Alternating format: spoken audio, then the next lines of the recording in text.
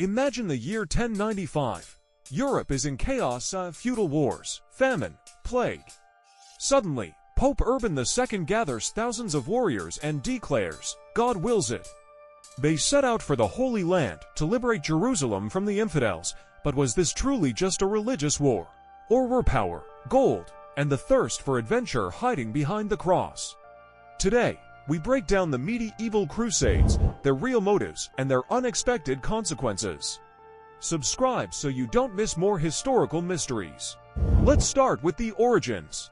In the 11th century, Europe was divided. Feudal lords were fighting each other. The church was struggling for power against the kings, and the Byzantine Empire was suffering from the invasions of the Seljuks, Turkic Muslims who had seized the Holy Land. The motives were complex. First, the religious ones. Christians believed that Jerusalem was the sacred place where Jesus Christ died and was resurrected. At the Council of Clermont in 1095, Pope Urban II promised forgiveness of sins to everyone who took the cross. This was a holy war against the infidels, inspired in part by the idea of jihad on the Islamic side. Second, the economic motives. Europe was experiencing overpopulation. Younger noble sons had no inheritance, peasants were starving. The Crusades promised land, and the riches of the East, silk, spices, gold. Merchants of Venice and Genoa saw an opportunity for new trade routes. Third, the political motives. The Pope wanted to unite Europe under his authority and divert knights from internal conflicts. The Byzantine Emperor Alexios I Komnenos asked for help against the Turks. This is how the First Crusade was born, a mixture of faith, greed, and ambition. In 1096, thousands of crusaders, from poor peasants to powerful nobles like Godfrey of Bouillon and Raymond of Toulouse, set out on their journey. The first wave, the so-called People's Crusade, led by Peter the Hermit, ends in disaster. Most are killed in Hungary or Anatolia by famine and Turkish forces. But the prince's army succeeds. They reach Constantinople, where the Byzantines force them to swear allegiance. Then comes the Siege of Nicaea 1097, the victory at Dorylaeum 1097.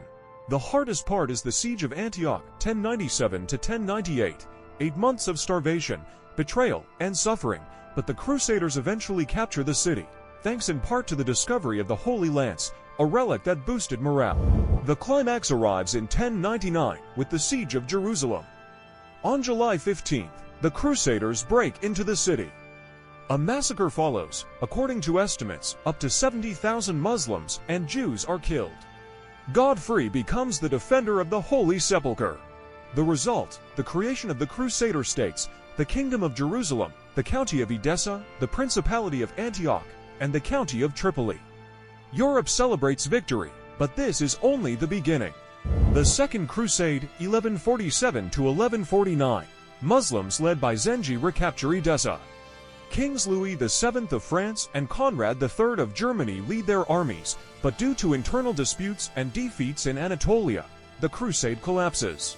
Jerusalem still stands, but the motivation in Europe begins to fade. The Third Crusade 1189-1192.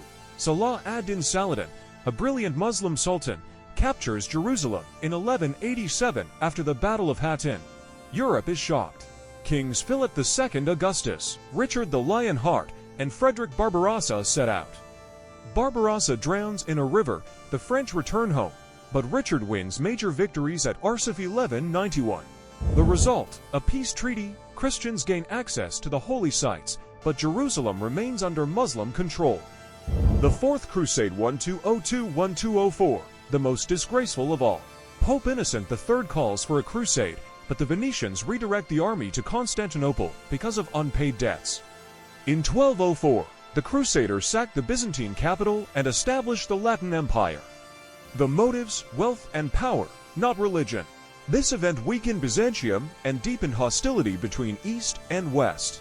The outcomes were mixed. Negative results. Millions of people were killed, including massacres such as the one in Jerusalem in 1099. The Byzantine Empire was weakened, which eventually contributed to its fall in 1453. Europe suffered economic losses, and anti-Semitism grew significantly.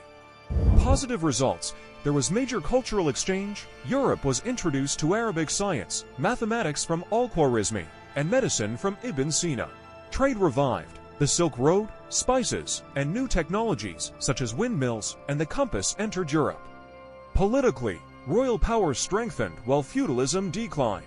Religiously, military orders like the Templars and the Hospitallers rose in influence, but the divide within Christianity also deepened. The Crusades changed the world. They opened Europe to the East, but also planted the seeds of modern conflicts in the Middle East. So, the Crusades were not just wars, but a clash of civilizations where religious motives often masked the hunger for power. The outcome, a Muslim victory, but a lasting legacy for both sides. If you enjoyed this video, leave a like and subscribe for more historical deep dives. See you next time.